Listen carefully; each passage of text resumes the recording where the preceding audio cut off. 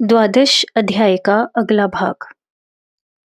जो किसी से द्वेष नहीं करता, सब प्राणियों में मित्रता एवं दया का भाव रखता है, ममता रहित, अहंकार से मुक्त, सुख दुख में सम, क्षमावान, संतुष्ट, सदा योग युक्त, आत्म संयमी, दृढ़ निश्चय वाला और मेरे में लगे हुए मन तथा बुद्धि वाला है, वह मेरा भक्त मुझे प्रिय है।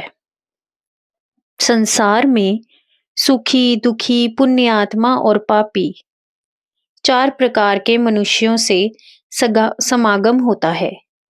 सुखी को देखकर प्रसन्न होना चाहिए, ईर्ष्या द्वेष नहीं करना चाहिए।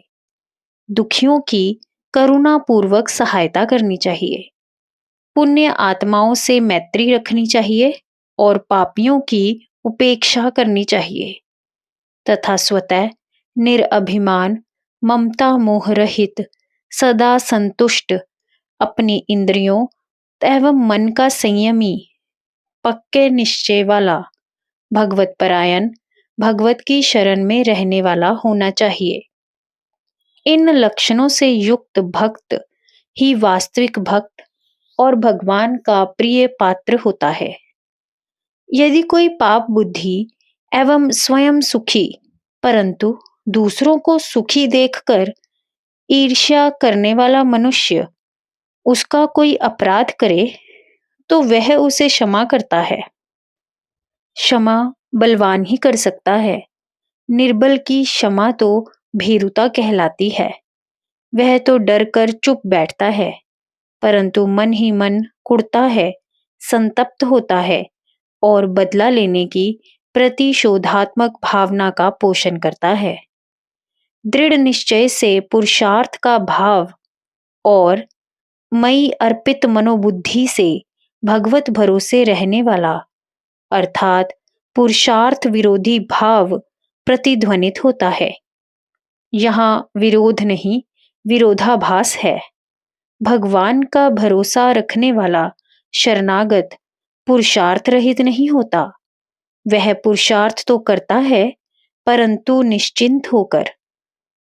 यदि उसका पुरुषार्थ भगवत इच्छा के प्रतिकूल है तो उसमें उसे सफलता नहीं मिलती, तो वह वैसी ही भगवत इच्छा समझकर हताश नहीं होता और अपने मन को नहीं गिरने देता। कोई भी साधन तथा अभ्यास बिना पुरुषार्थ नहीं होता। उसे दृढ़ निश्चय से अपने अभ्यास में लगे रहना चाहिए। वह व्यवहारिक क्षेत्र में सफलता या असफलता की तो परवाह नहीं करता, परंतु अपने कर्तव्य करने में दृढ़ निश्चयी होता है। भगवान उसका योगक्षेम स्वतः चलाते हैं।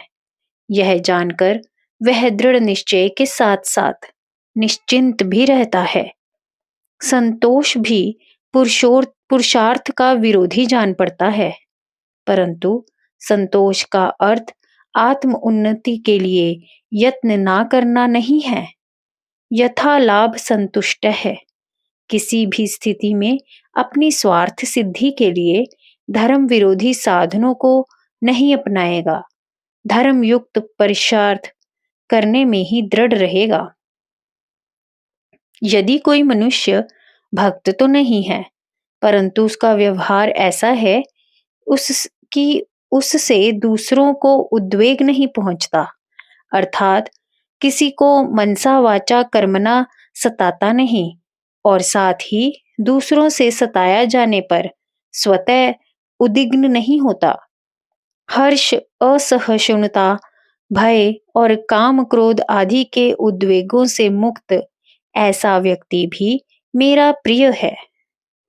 जो किसी मनुष्य के आश्रय अथवा विषय की उपेक्षा नहीं करता, स्वतः के योगक्षेम के लिए निस्पृह रहता है और एकमात्र भगवान का भरोसा रखता है, ऐसा अनपेक्ष, शुचि अर्थात बाह्य अभ्यंतर पवित्र, दक्ष, अपने कर्तव्य अकर्तव्य में कुशल, व्यवहार कुशल, उदासीन, ना किसी का मित्र ना शत्रु, अर्थात सबसे समान व्यवहार रखने वाला, सब प्रकार की व्यथाओं से मुक्त और सर्वरंभ परित्यागी, अर्थात कर्म आरंभ करने से पहले कर्म फल के संकल्पों का त्याग करके केवल भगवत प्रिय भगवत परायण कर्तव्य पालन करने वाला मेरा भक्त मुझे प्रिय है, जो अभीष्ट वस्तु के प्राप्त होने पर प्रसन्न नहीं होता, किसी वस्तु अथवा मनुष्य से द्वेष नहीं करता, किसी के कारण शोक और किसी की इच्छा नहीं करता, शुभ और अशुभ, पुण्य और पाप कर्मों का त्याग कर देता है, और जो भक्तिमान है वह मेरा प्रिय है।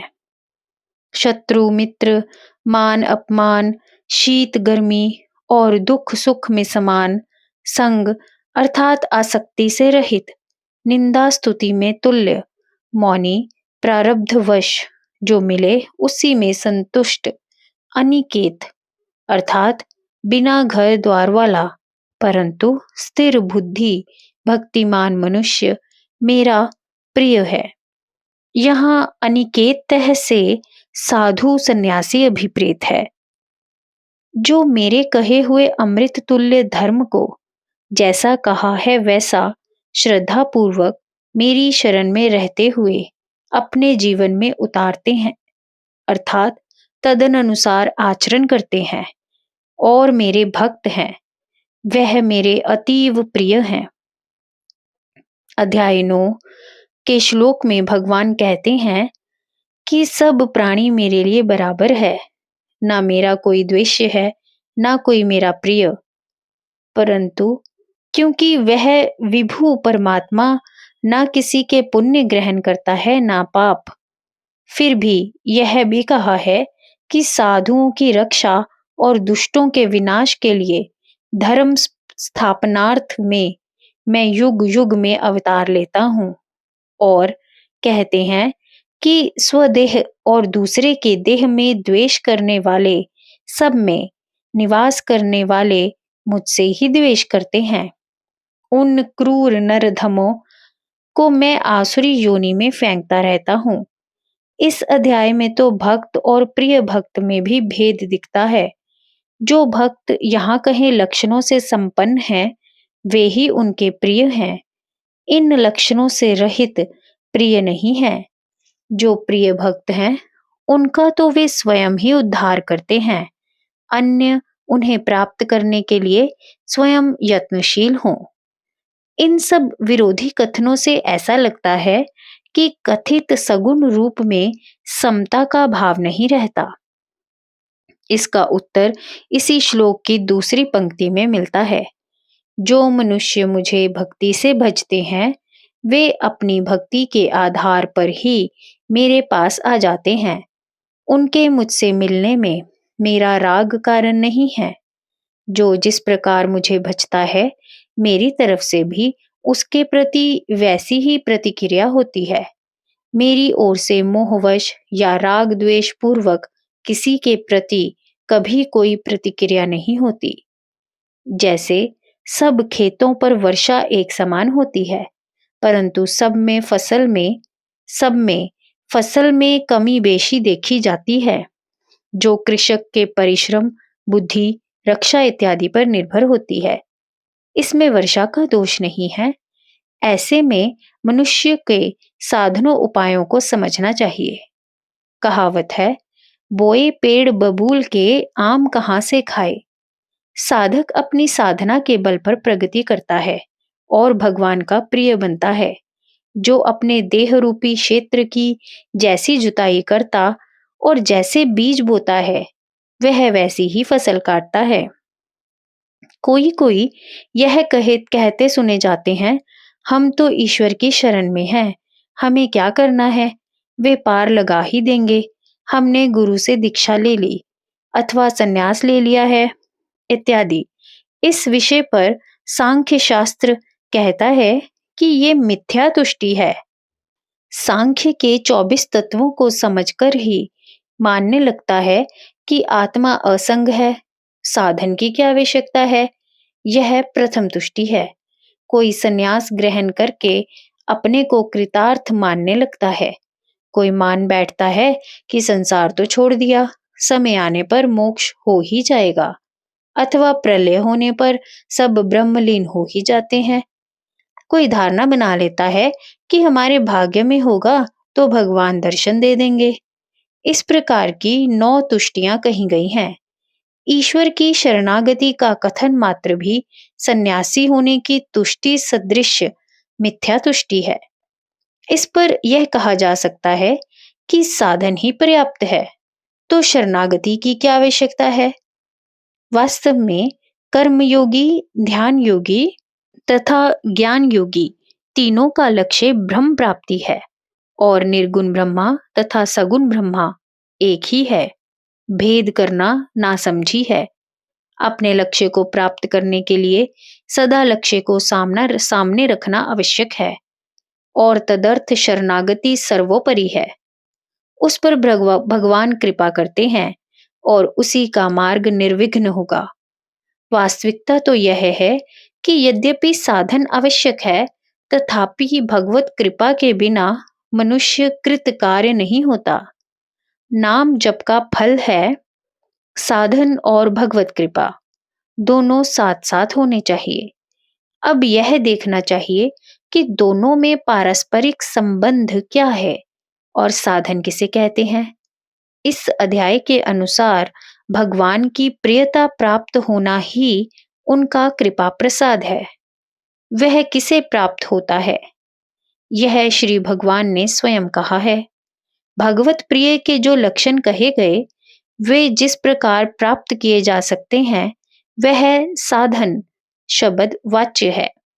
परंतु साधन भी तो भगवत प्राप्ति के उद्देश्य से भगवत प्रियर्थ ही किया जाने पर भगवत कृपा की विशेष प्राप्ति कराता है। जो साधक साधन का अभिमान रखता है, उसका साधन ही उसके पतन का कारण बन जाता है।